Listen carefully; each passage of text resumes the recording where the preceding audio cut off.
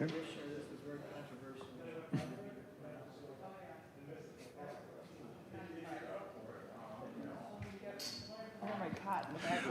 it's 7 o'clock. Good evening, everybody. Welcome to the November 7th, 2023 meeting of the Orland Park Plan Commission. First order of business, I'll take roll. Chairman Parisi, of course, here. Commissioner Schuessler? Here. Commissioner Paul? Here. Commissioner Zamparelli? Here. Commissioner Sanchez? Here. Commissioner Nugent? Here. And I don't see Commissioner Zatar, so I guess he's not here. Okay.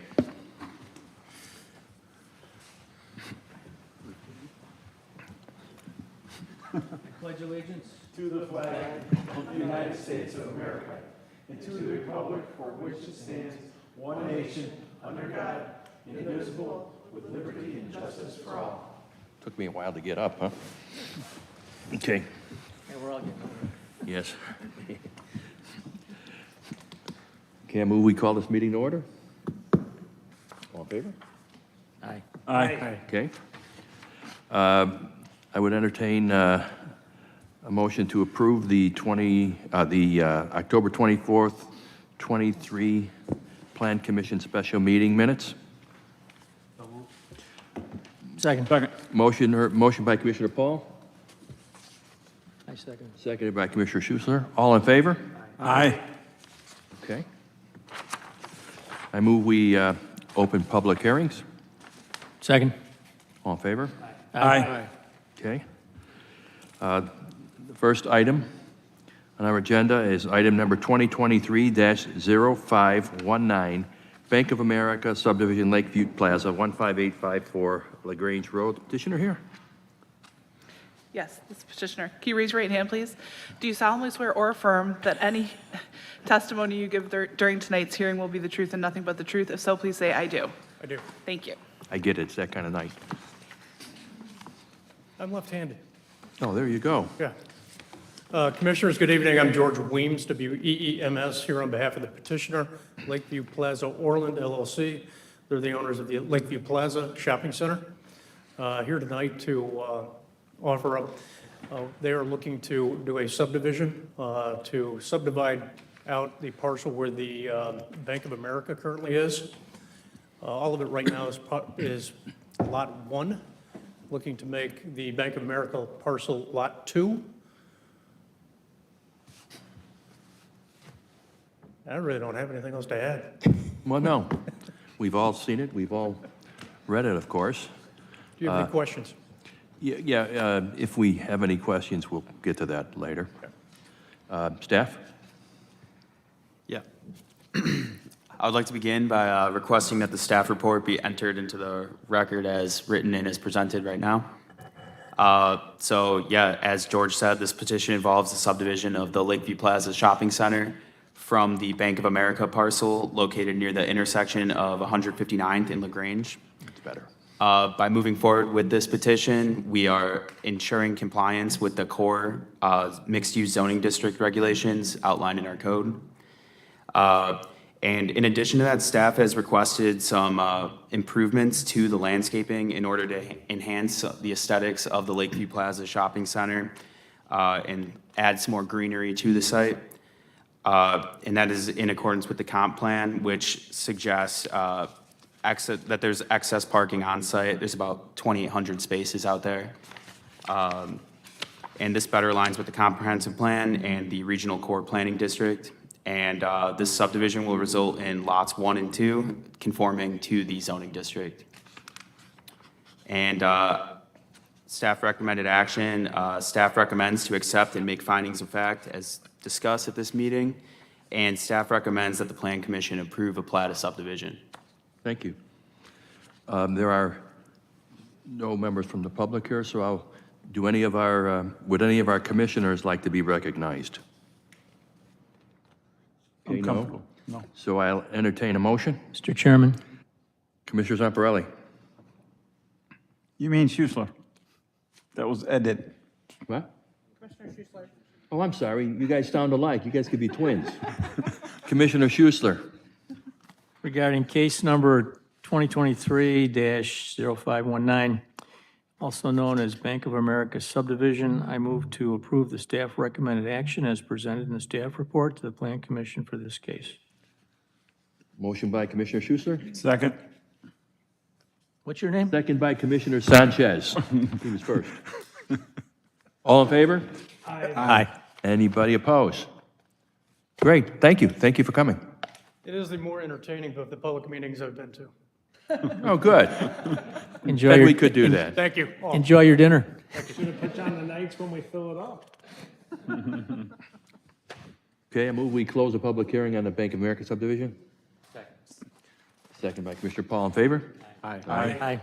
I move to open public hearing number 2023-0855, substantive amendment, change public hearing notice mailing requirements. All in favor? Aye. Seconded by Commissioner Paul, of course. Staff? Yeah, I would like to recommend, or I would like to begin by requesting that the staff report be entered into the record as written and as presented for this case. This amendment is to change the public hearing notice requirements by adding new checks to the notification process while also removing the certified mail requirement.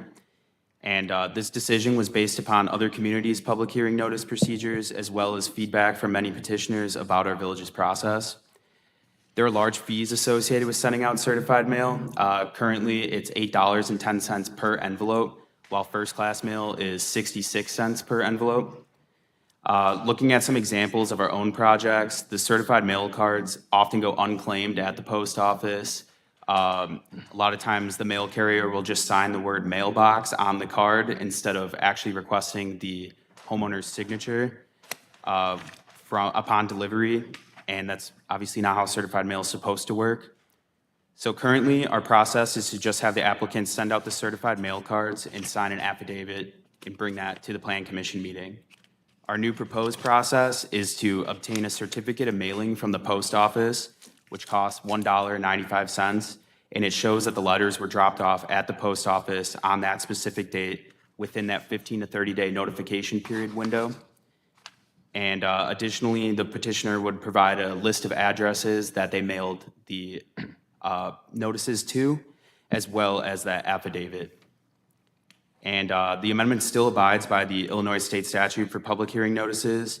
And additionally, as we all know, all public hearing notices and agendas are listed on the village's website and in the Daily Southtown newspaper. And here's the amendment text. Yes.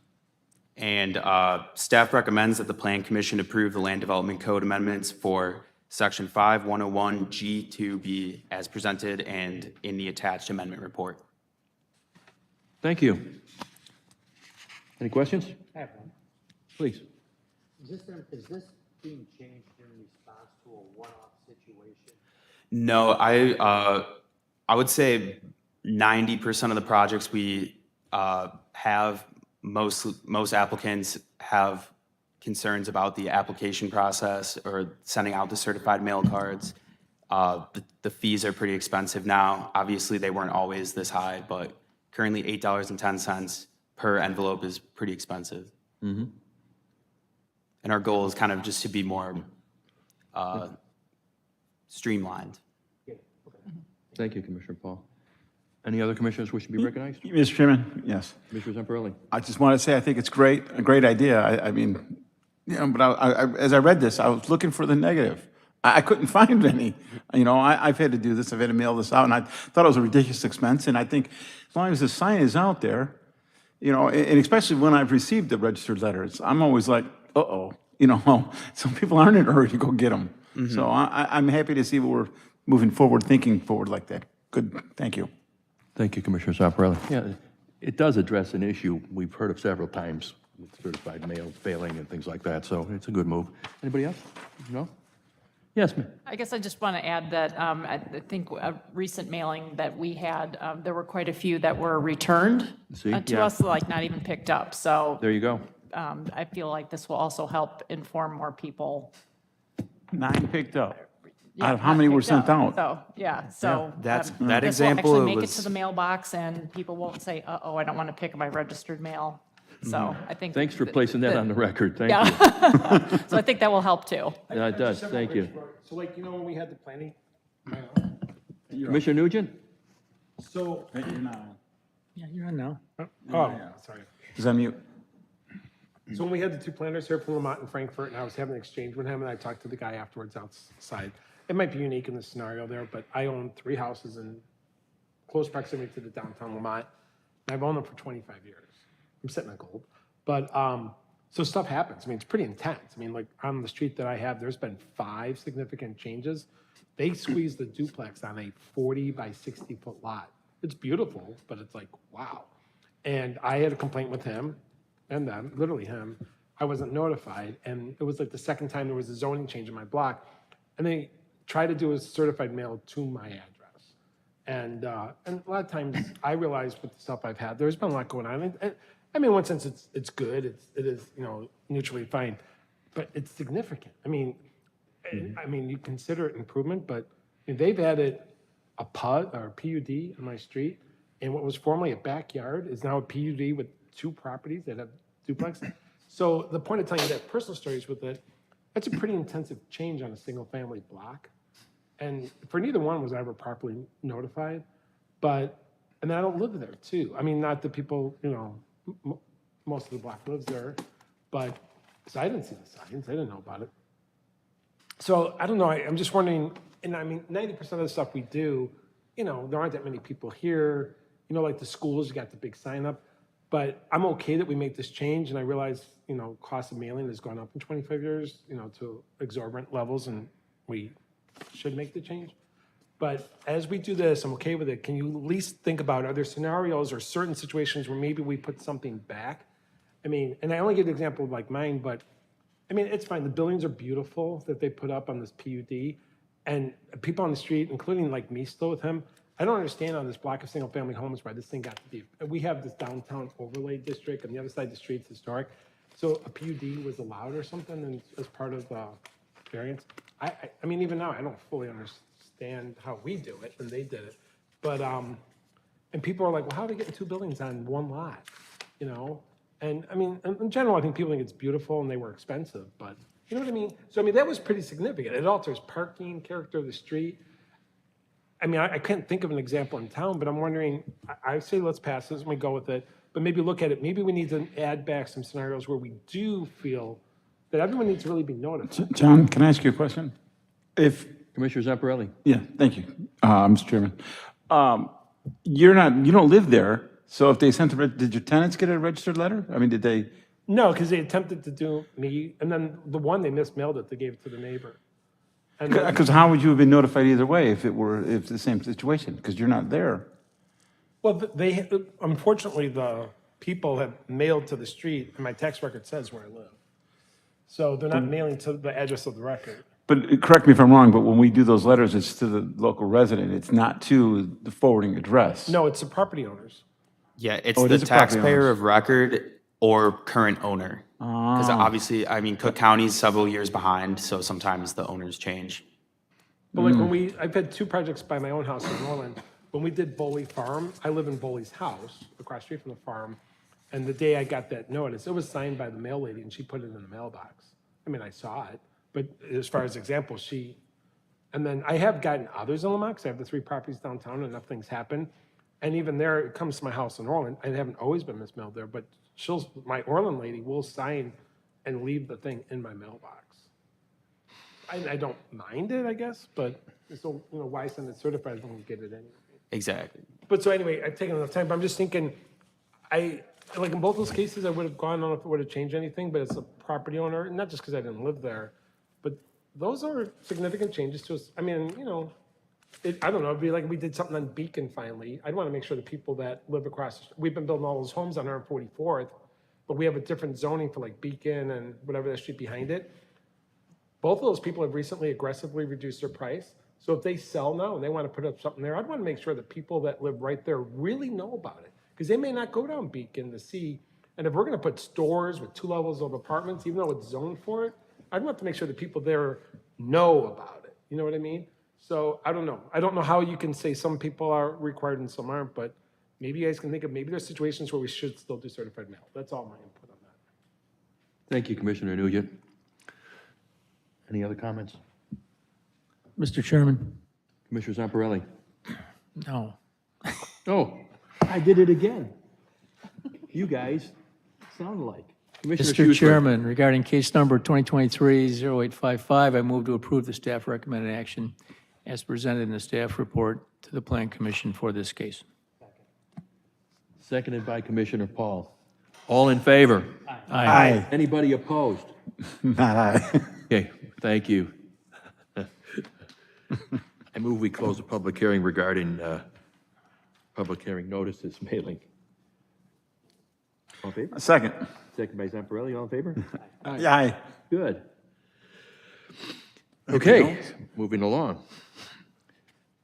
I move that we open public hearing number 2023-0856, substantive amendment, remove net buildable acres from density requirements. Staff? Oh. I would like to be, Moved and it was seconded, yes, all in favor? Aye. Thank you. Commissioner Paul seconded it. Staff? I would like to begin by requesting that the staff report be entered into the record as written and as presented for this case.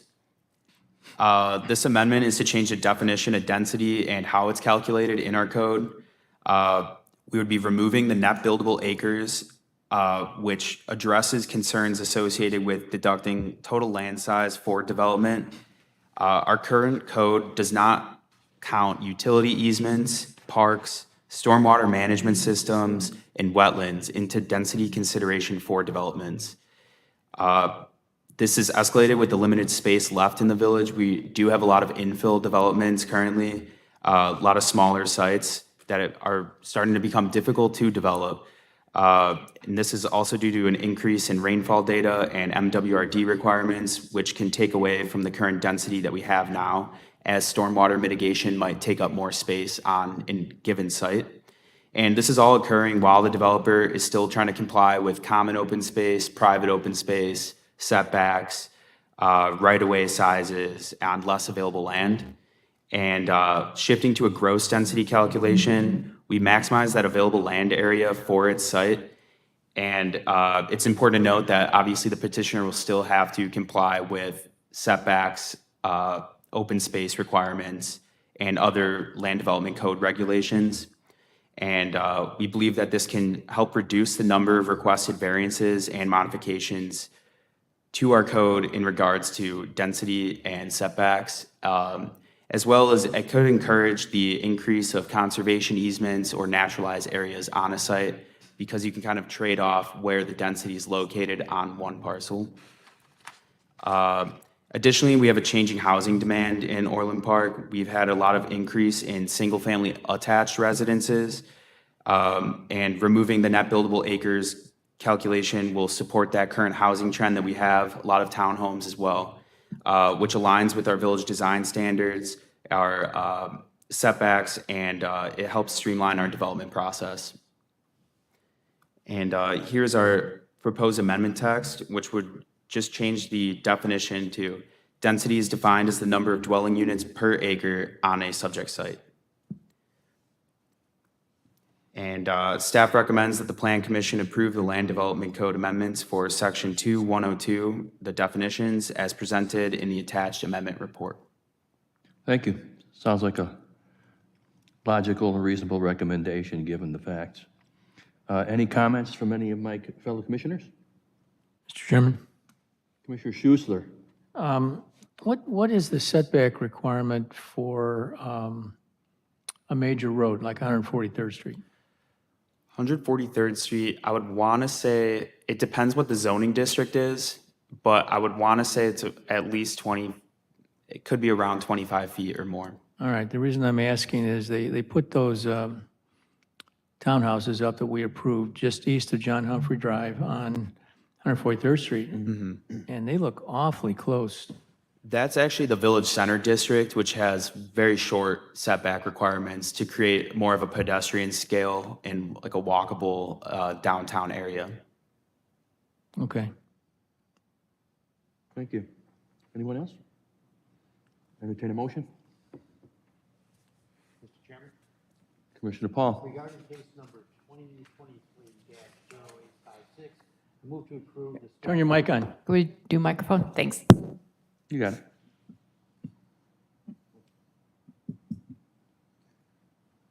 Not working. Is it on mute? See if he's on mute.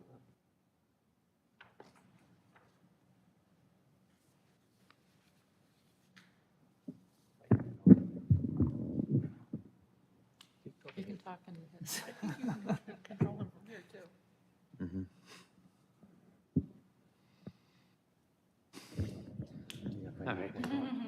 Regarding, regarding case number 2023-0856, I move to approve the staff recommended action as presented in the staff report to the Plan Commission for this case. Seconded. Okay. Okay, motion a second by Commissioner Sanchez. All in favor? Aye. Anybody opposed? No, good. Okay, moving on. Well, I move to close the public hearing on net billable acres. Second by Commissioner Schussler. All in favor? Aye. Aye. I move to open public hearing number 2023-0857, substantive amendment, change solar panel review process. Seconded by Commissioner Paul. In favor? Aye. Staff? I would like to begin by requesting that the staff report be entered into the record as written and as presented for this case. The goal of this amendment is to exempt appearance reviews for residential flush-mounted rooftop solar panels from our code. And I have a picture of an example on screen. In the past, all solar panels used to require a special use permit approved by the Plan Commission and Village Board. Obviously, as solar technology became cheaper and I would say more common, this requirement was later modified to make solar panels appearance reviews rather than special use permits. So now solar panels undergo appearance reviews by Safe Built, our outside consultant, and our building reviews by our building division. Safe Built will no longer handle these appearance reviews, which will save the village time and reduce costs for the village as well, related to these external consultants. The new process will also only involve a building permit for review for these residential flush-mounted rooftop solar panels. Commercial and non-flat mounted solar panels will still be reviewed as appearance reviews by us planners, although they're pretty infrequent. I do have one example. We have solar panels on the rooftop of the Target on LaGrange Road. And then our justification is that appearance reviews for rooftop solar panels are conducted so regularly, they would be our most common appearance review. They make the appearance review process obsolete because they're so common and they're consistently adhering to our code requirements that it's just a lot of additional paperwork and a lot more of an expense for Safe Built. And here's the code amendment. And for the staff recommended action, staff recommends that the Plan Commission approve the Land Development Code for Section 6314 Environmental Clean Technology as presented in the staff report. Thank you. Any questions or comments from my fellow commissioners? Mr. Chairman, Commissioner Schussler? why are you exempting the commercial? For certain commercial sites, I would say if there's multiple buildings near it or if they were not flat, we would still do appearance reviews for commercial developments, only because of the larger scale. I would say they might have some rooftop equipment, which would be required to be screened. But for just the flush-mounted residential ones, we would just exempt it. It seems like solar panels in general are so common these days, and the application methods are so common and accepted that they're really, I wouldn't think you'd have to be looking at the commercial any more than you have to look at the residential. That's just my personal opinion. I would, if I were doing it, I'd exempt all of them. I would say we are willing to accept that change as well. Yeah. Well, what caused you to exempt the commercial in the first place? I would just say because there has not been many commercial ones so far, so we just don't know if they're all going to be flat or Okay, if so you they'll want be on to, an you want to wait angle. and see what happens, and if Yeah. it turns out there are a lot that come in and it's pretty uniform, then you're going to propose the same thing as you're doing with, okay, got it. Thank you, Commissioner Schussler. Anybody else have a comment, question? I'd entertain a motion. Mr. Chairman, Commissioner Schussler? let's see, where the heck is the motion? Right there. Next page, oh. Okay. Ed, can you see that? Regarding case number 2023-0857, I move to approve the staff recommended action as presented in the staff report to the Plan Commission for this case. Second. We have a motion, and a second by Commissioner Paul. All in favor? Aye. Aye. Anybody opposed? No. Okay. I move we close public hearing regarding solar panel review. Second. All in favor? Aye. I move we open public hearing number 2023-0858, substantive amendment, car dealership parking and storage. Second. Second by Commissioner Paul. Staff? I would like to begin by requesting that the staff report be entered into the record as written and presented for this case. Currently, the Land Development Code requires applicants requiring more than 20% increase in the number of required parking spaces seek a variance or a special use modification. This amendment that we have here would minimize automobile sales and rental uses from requiring a variance or a special use modification by excluding storage spaces for automobile inventory from the 20% increase calculation. This is an excerpt from section 6-306B of the Land Development Code. We have removed the duplication of the word 20% and kept only the number for increased clarity and uniformity. In addition, this amendment adds the highlighted phrase here. This calculation excludes the storage spaces for automobile inventory of vehicles for sale and/or lease by automobile sales and rental land uses. This will ultimately reduce the number of variances and special use modifications requested by automobile sales and rental land uses. Staff recommends that the Plan Commission approve the Land Development Code amendments for section 6-306 as presented in the attached amendment report. Thank you. Any questions from my fellow commissioners? Entertain a motion. Mr. Chairman, Commissioner Schussler? regarding case number 2023-0858, move to approve the staff recommended action as presented in the staff report to the Plan Commission for this case. Second. Motion, second by Commissioner Paul. All in favor? Aye. Aye. Anybody opposed? Okay, motion passes. I move we close public hearing regarding car dealership parking and storage. Second. All in favor? Aye. Aye. Okay. Move we open public hearing number 2023-0859, technical amendment, RE loading spaces. Second. All in favor? Aye. Aye. That's seconded by Commissioner Paul. Staff? I would like to begin by requesting that the staff report be entered into the record as written and as presented for this case. This amendment clarifies the minimum vertical clearance requirement as set forth in the schedule of loading requirements table. In addition, this amendment corrects the title of the table found in section 6-306J.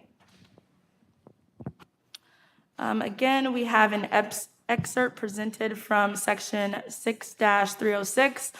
We have removed the word 25 to increase clarity and reduce the duplication of words. And we have added the phrase dependent on the floor area of the establishment as displayed in table 6-306JA.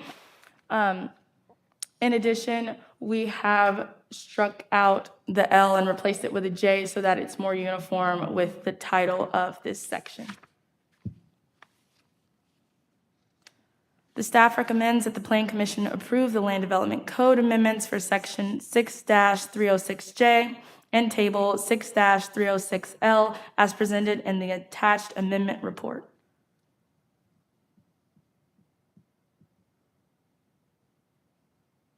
Thank you. I know we've addressed similar situations quite often of late. Any comments or questions from my fellow commissioners? I have a question. Commissioner Schussler? Why in the handout, we've got recommended motions for only half of the things we're doing today? The first three had a recommended motion in here. The last three, we had to look up here. And I don't care whether we have to look up here, but let's be consistent. Either put all of them in here or put none of them in here. It's kind of confusing. There's one supplemental. We were just getting an eye exam today. Yeah. I didn't get the supplemental page. Okay? Outside the staple. No, I noticed that as well. Okay. Okay. All right. I didn't get the supplemental page, so. Okay, well, thank you, yeah. Okay. Anybody else? No? So I will entertain a motion. Mr. Chairman, Commissioner Schussler? regarding case number 2023-0859, I move to approve the staff recommended action as presented in the staff report to the Plan Commission for this case. Second. Motion by Commissioner Schussler, seconded by Commissioner Paul. In favor? Aye. Aye. Anybody opposed? Nay. Okay. I move we close public hearings. Second. Second by Commissioner Paul. In favor? Aye. Aye. And then, Commissioner, are you about to dismiss? What about the Not yet. approval of the minutes? Huh? No? Before you do, can I ask them one question before they go home? Absolutely. Only one, though. Why did you wait? Well, No, you want, is this new business?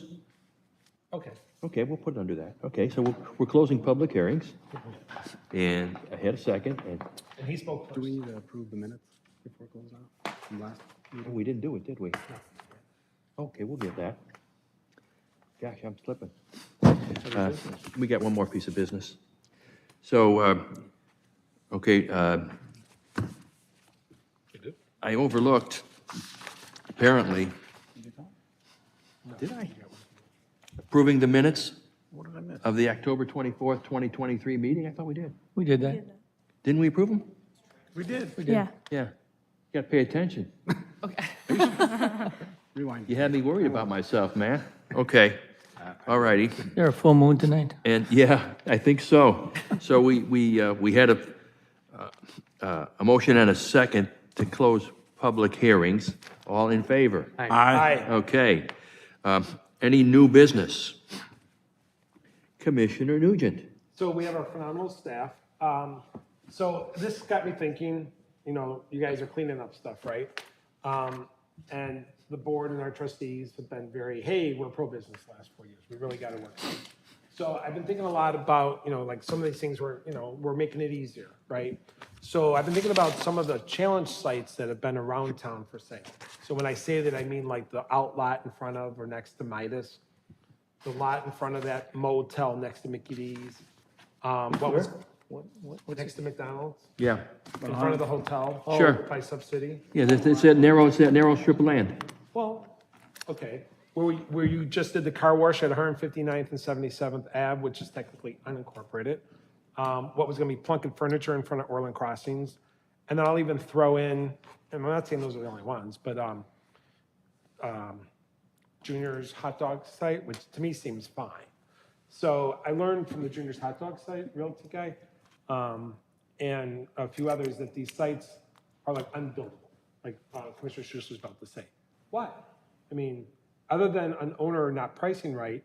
So my thought is, okay, they're small, but I'm okay that someone puts up 1,000 square foot little office or like a mini, like if you go up and down Harlem from like 115th to like 72nd, they're building on everything, even tiny lots, like a tiny little fast food or whatever, or, like a pizza by the slice. So my question or my challenge is, do we need things that, like our code makes it by the time we do setback, detention, whatever, that they only can put up a 4 by 10 building. So other than potential, valuation, overvaluation by owners or their realties, like the realtor was saying for, is it Don's, Junior's? What was the hot dog stand on 151st? Well, have you ever seen a, Problem there, Don's. So like he said that people find the lots too small. Can't you put up something bigger than the hot dog stand on that site? Have you ever seen the Bigsby coffee kiosks that are, I don't know if we have any Some here. kind of coffee thing went on. Yeah, and they're modular.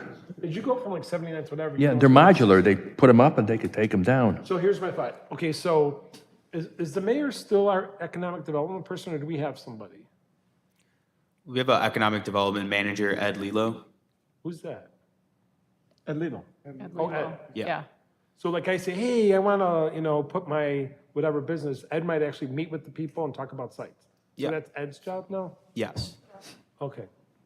So, and I was just like, not that you guys don't have 1,000 projects, but my thought is like, you guys meet and you talk about things. Is there a way like, because even be like communicative to them, like any of those sites I said, does anybody ever ask you about any of those sites? Yeah, so the Don's Hot Dogs one is a great example because when you meet parking lot sizes and parking lot setbacks, the building itself would be rather small. So potentially our goal was to have that kind of be with the old Orland car wash to do like a larger site, to do a planned development of that area. But currently, yeah, that site's pretty small for just what they have. Obviously, the old building was pretty small, but to meet all of the village requirements now, it is pretty difficult. What's the problem with the property on 77th Avenue? Because it's unincorporated and that's on a county street? Next to the big car wash that got built? It's like got a home and some townhomes buried in the back. Wasn't the landscaping, was that it? It's never been built, but 77th Avenue is a county road. You guys made some kind of, when we approved the car wash, there was something about 77th Ave. Do you know where it is? 77th and what's the cross street? And 59th. So it's grass. The new- all where the before. new Like, car we were- wash. We were even doing something with sidewalks with their, and I think the petitioner was saying something about, well, you're making us do a sidewalk and it ends, right? So why can't anybody build on that? Does anybody ever ask you about that? So I have not heard any interest in it. I know which one you're talking about. It's the unincorporated, I believe there's like, was it 3 homes there? Or maybe there was former homes I there? think it's a home and 2 townhomes Okay. or something stupid. I mean, nothing against the homeowners. Yeah. But it's like, great, what do we do? I'm not sure if it was a flag lot but we would have them put in sidewalks. We do have a code requirement to build streets up to, so a private street would be built to public street standards in case the village ever did have to take it over. So there's a lot of those requirements that, 77th Avenue is curbed on the car wash side now. it's curbed on that side, okay. People do park there now where they didn't park there before, so you must have made them widen it?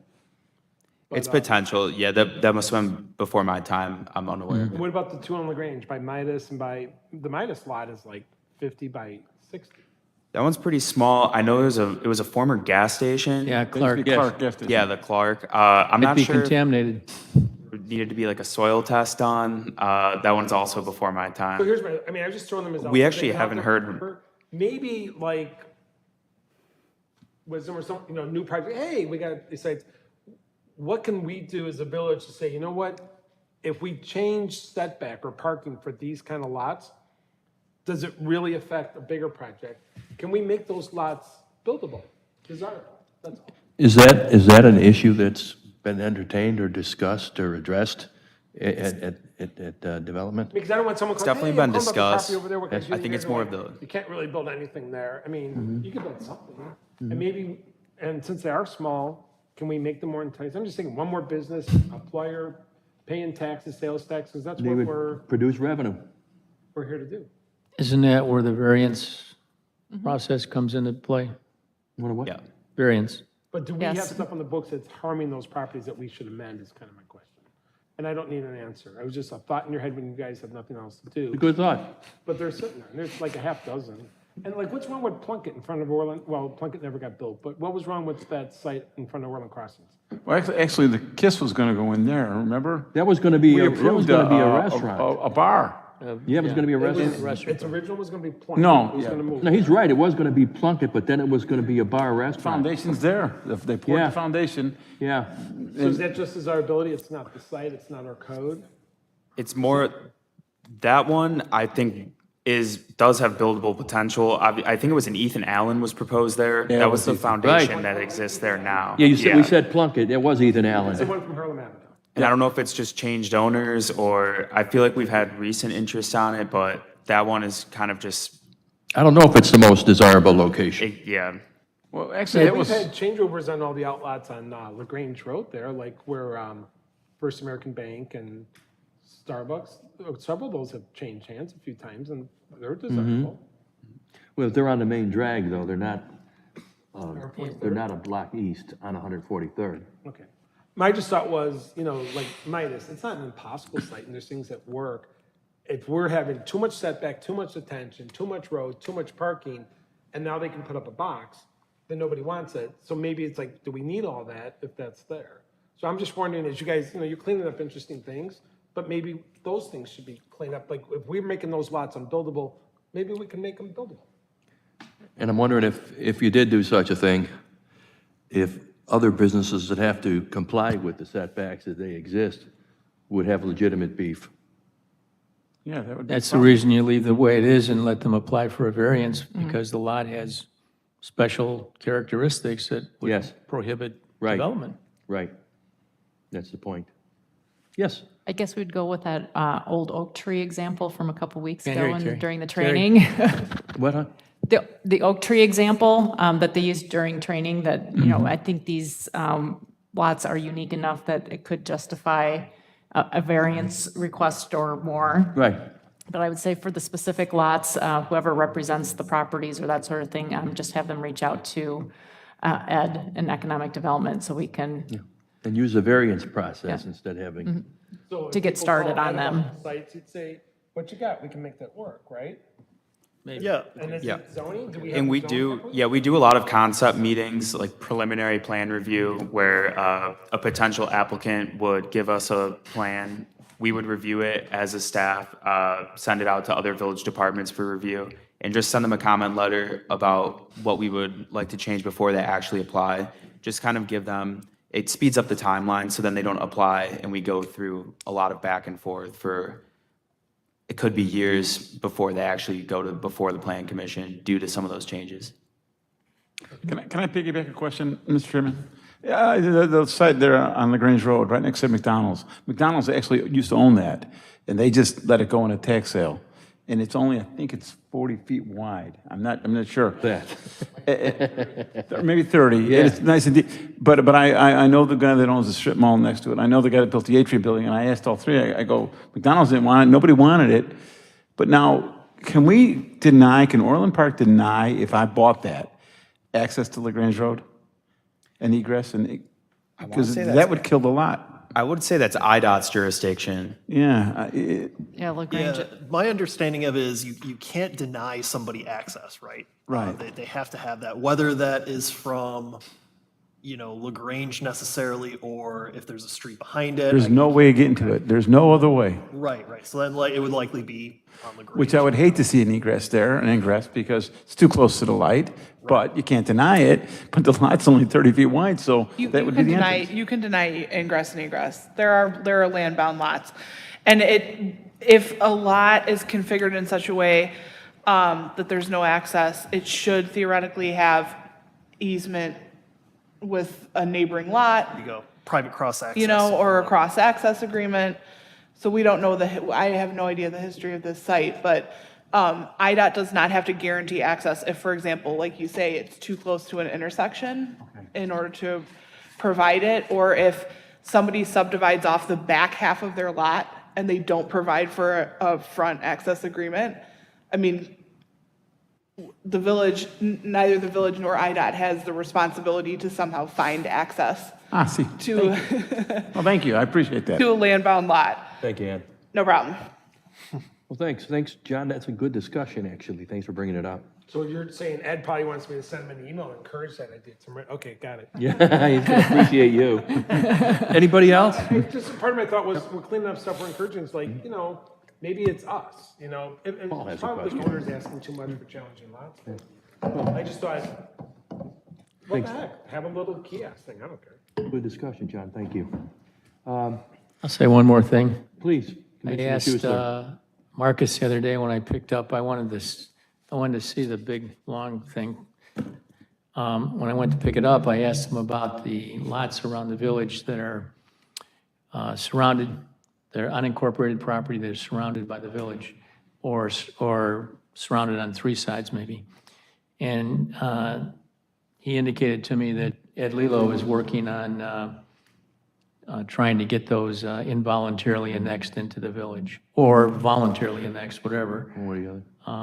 But there's a plan that's in the works to try and eliminate some of these sites, and some of them are totally surrounded by the village, and there's one or two or three lots that are unincorporated, which is strange, but that's just the way things developed. Well, the 77th Avenue site is completely surrounded by the village, right? You know where it is, next to the car wash? Yes. Okay. It might not be completely surrounded by the village, because Tinley Park. that section of 159th, the road, might be in Tinley Park. I mean, the north side of 159th at that location might be in Tinley Park. It is. Because, correct me if I'm wrong, but if you're annexing property and there isn't any municipality across the road, you have to annex to the far side of the road. I think that's the rule, isn't it? If you recall. I think that's the rule, that you have to annex to the far side of the right-of-way boundary if there's not some kind of boundary agreement. So when you go down 159th Street, if you really look technically at the map, 159th, the jurisdiction goes like this, like this, like this, like this, like this. So what happened is the fire district and the village, Tinley Park, the Village of Orland Park, and the fire district, well, the fire district, it didn't matter because they're all in the fire district. But Orland and Tinley got together and agreed that Orland would take the jurisdiction if they had an accident for anything on the north side of the street, and Tinley Park would take jurisdiction if it's anything on the south side of the street. So they basically put a line right up the middle of 159th Street. Otherwise, they had a car accident and they couldn't figure out sometimes who's responsible for responding to it, what police department. So you get some strange things with the way development happens. Okay. Very interesting. Any other comments? No? If not, I move that we adjourn at 7:47 PM. Second. All in favor? Aye. Thank you. Good discussion. Thank you.